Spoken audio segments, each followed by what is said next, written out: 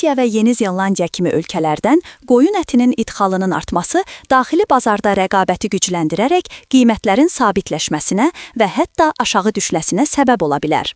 Bu fikirləri Konkret.az-a Liberal İqtisadçılar Mərkəzinin sədri Akif Nəsirli qeyd edib. Novruz bayramına qədər qiymətlər yavaş-yavaş qalxacaq.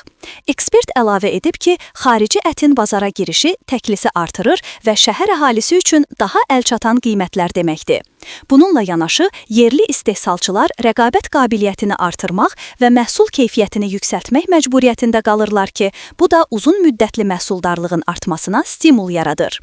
Ancaq Nəsirli idxalın həddən artıq artmasının mənfi təsirlərinə də diqqət çəkib. Ucuz idxal yerli fermerlərin gəlirlərini azalda, bəzilərinin fəaliyyətini dayandırmasına səbəb ola bilər.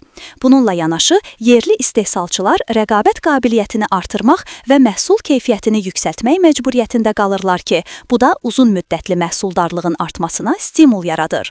Ancaq Nəsirli idxalın həddən artıq artmasının mənfi təsirlərinə də diqqət çəkib. Ucuz idxal yerli fermerlərin gəlirlərini azalda, bəzilərinin fəaliyyətini dayandırmasına səbəb ola bilər. Ekspert optimal yanaşma olaraq məhdud və mövsümi idxal kvotalarının tətbiqini, yerli fermerlər üçün subsidiyalar və vergi güzəştlərinin verilməsini, eləcə də ət emalı və soyuducu infrastrukturun gücləndirilməsini tövsiyə edib.